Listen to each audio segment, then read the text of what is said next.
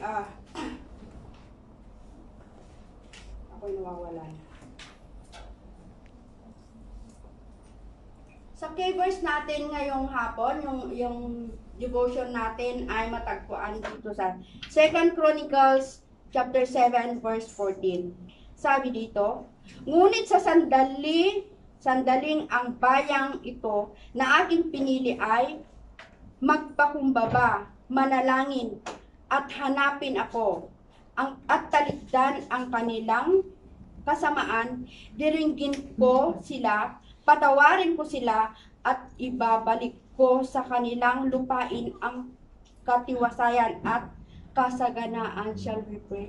Once again, Father God, maraming salamat sa oras na to. Salamat po, Panginoon, sa bawat anak mo na nandito, Panginoon, upang piliin ka na pangunahan ka, Panginoon, na pakinggan ang iyong mga salita. Ito po, Panginoon, yung pangalawang service namin. Pero ramdam po, Panginoon, damhin mo po, Panginoon, aming mga puso't isipan, Panginoon, na hindi po kami magsasawang makinig sa iyong mga salita, magsasawang mag-aral sa iyong mga salita, at magsasawang humingi sa iyong itiayat mo kada kami. So dalangin po namin, Panginoon, sa aming pagpatuloy, Panginoon, sa araw na to. Ikaw po, Panginoon, ang makisama sa akin as I'm going to share o rapi apo itiray ito nga devotion. Ikaw gusto makikaadda na puso ng bawat isa sa amin, na sana'y, Panginoon, ikaw ang makisama sa akin, na hindi po, Panginoon, ako yung makikita ng bawat anak mo, kundi ikaw po, Panginoon, yung magsalita. Ikaw po, Panginoon, ang manguna sa akin, upang sa ganun ay ang bawat bibig kasing ko po, Panginoon, ay ayon po sa iyong kagustuhan. Jesus, I pray. Amen. Okay, magandang umaga manen. Magandang umaga manen. Ang gusto kong ibahagi sa umagang ito, sa ating devotion, ay kung paano natin i-preserve ang templo ng Panginoon this 2024. And we all know nga, ang templo ng Panginoon nowadays ay kinikilala natin ang ating mga abadi, di ba? Noong unang panahon, they all yung tawag nito, yung gusali, yung templo, temple abiding of religious practices in Old Testament. But nowadays, gustong-gusto ko to, yung lagi kong, kahit hindi ako marunong umawit, kaya nasa ulo ko to, yung 1 Corinthians 3:16 na sabi, 1 Corinthians 3:16, you are the temple. 1 Corinthians 3:16, you are the temple. Diba? Yun ang sabi ng Panginoon dito sa 1 Corinthians 3:16. Ang ating katawan, mga kapatid, ang templo ng Panginoon. Ang templo ng Diyos in Old Testament ay yung gusali, yung mga building, kung kaya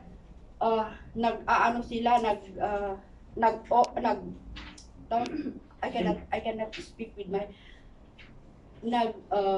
nagwo-worship sila sa gusali, sa churches or sa gusali, or nagwo-worship sila sa mga pinatayong mga imahe ng mga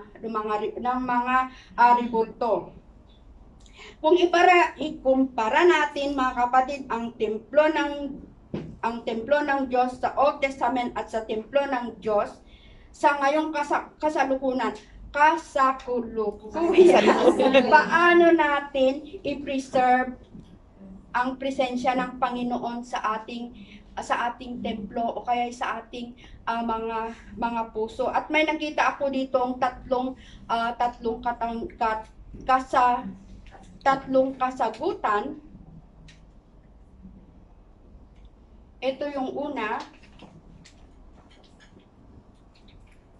When we pray to God, mapipreserve ang templo ng Panginoon sa ating mga puso, mananahan lang, at hindi aalis o kaya mag-ano yung spirit ng Diyos sa ating mga templo, sa ating mga katawan, sa ating mga puso, kung we always pray to God.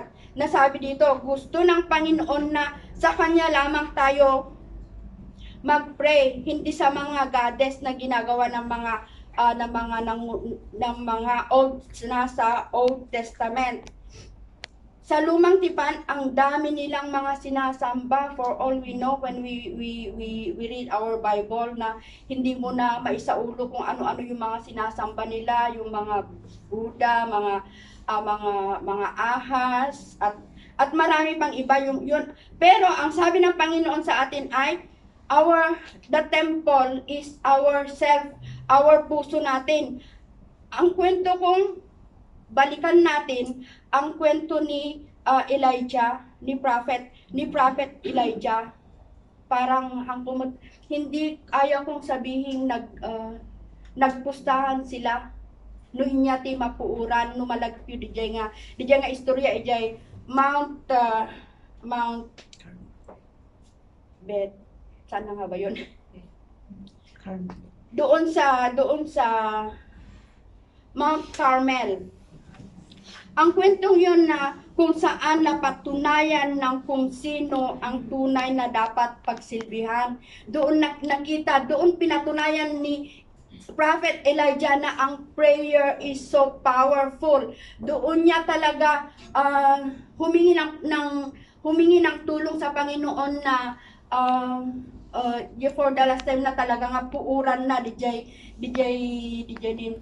Amo nga mo di na istorya nga DJ puuran na DJ daton ni Elijah just panagkararag na lang kag napuuran, which the DJ prophet ni Baal kat nagpupugidan sige apukaw dan nga mang dawdawat ikin ni Baal akin ni iti Diyos da nga mapuuran na masunog yung daton da, pero walang nangyari talaga. Pero pagdating kay Prophet Elijah, uray no kinanalanda pa, no malagip yung kinanalanda nga hanggang sa may kanal nga DJ danong nga gay ayos kat nagbalin nga apo. That is how powerful our living God. Ito'y pinatunayan lang ni Prophet Elijah na ang prayer is so powerful. Na yun ang gusto kong sabihin sa ating lahat ngayon, na we don't stop praying. Kasi tignan nyo yung mga attendance natin, ako'y nagagalak talaga na hindi bumababa yung attendance natin ng 20 mga ganon doon sa prayer, Zoom prayer natin. Ito ang pangalawa para mapanatili ang templo ng Diyos sa ating mga puso't isipan ay when people turn away from their weakness and repent. Kailangan nating talikdan o kaya isipin yung mga bagay na nakakasira sa ating relasyon sa Panginoon, di ba? Kung minsan nasisira, lumalayo tayo sa Panginoon dahil sa mga pagkapuyan tayo, no minsan dagit pagkapuyan tayo, isu iti mangiya dayo kada tayo iti kinaapo Dios. Iso nga this afternoon I am talking na dagit nga banbanag, sorry. 7 o'clock idilas nga winumak ti danom talaga wa ni danom ko. In verse 13,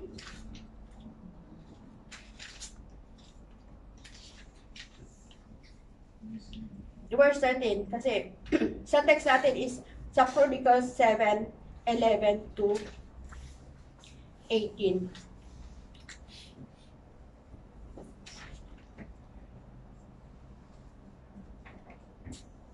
Dahil mga kapatid, pag ang mga tao ay tinalikuran nila ang kanilang mga kahinaan, yung mga bagay nga gawain nagdudulot ng rason para mapalayo tayo sa Panginoon. Pag tinalikdan natin ang ating mga kahinaan ay masisiyahan ang Panginoon para diretso lang yung pag-ano natin. Dito sa verse 13, magbibigay siya ng sakuna kung hindi natin binaligtad yung mga parang sway lang tayo, parang okay lang tayo, pero yun pala yung dahilan na magbibigay siya ng sakuna, agitit isuna iti tigra.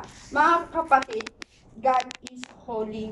He never stay in a place na with stain na yung ano, kaya we aim to do nga taligdan natin yung mga bagay na yung mga bagay na hindi ikalalago ng ating mga spiritual. Although na ano ako na pag sinabi nilang mag-devotion ka, mag-ganito, nahihiya ako sa Panginoon talaga, although hindi ako nagmamagaling ganun. Pero nahihiya ako sa Panginoon na I keep on asking, we are keep on asking to the Lord, a lot of things that we are asking to the Lord. Ay may isa lang yung sinasabi niya sa atin ay hindi pa natin magawa. So, ang sa akin lang naman ay agpaidalan tayo, tani Apo Diyos iti, mangtid kada tayo, mangtulong kada tayo, nunya, mandagiti aramidin tayo. And the last is, pangatlo, serve God and follow His command. Ito yung pangatlong nakita ko dito. Magsilbi tayo sa Diyos at paggamit. Kung minsan, despite sa mga nakikita nating nagagawa ng Diyos, yung mga simpleng bagay na sinasagot ng Diyos sa ating mga panalangin ay parang konti lang yun na nakikita natin. Pero yun ang dapat nating pag-umpisa pa, diyan pang rubyan tayo nga mangkita, itisaya at kiapo kada tayo, basit nga banag nga. Dinawag tayo, kinapo Diyos, inted na, nagdakil diyan nga banag kada tayo, di ba?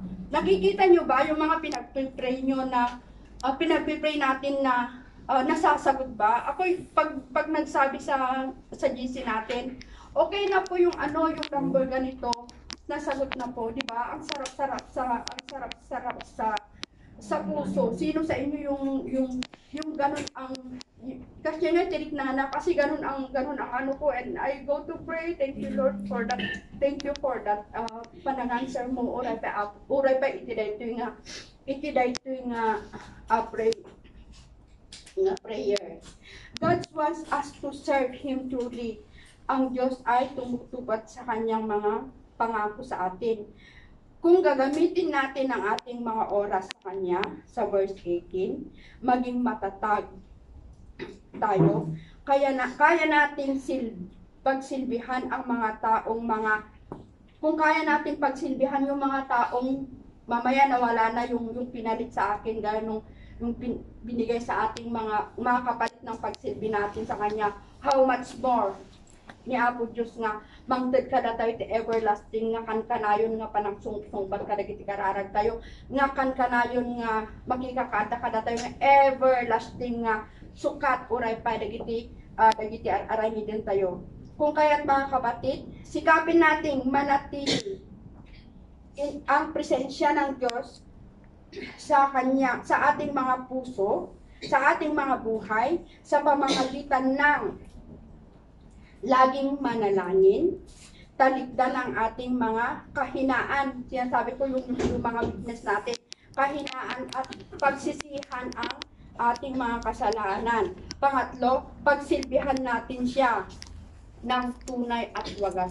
Alam niyo ba mga kapatid kung bakit gusto ko rin yung pag sinasabi nilang mag-share ako ng ganito?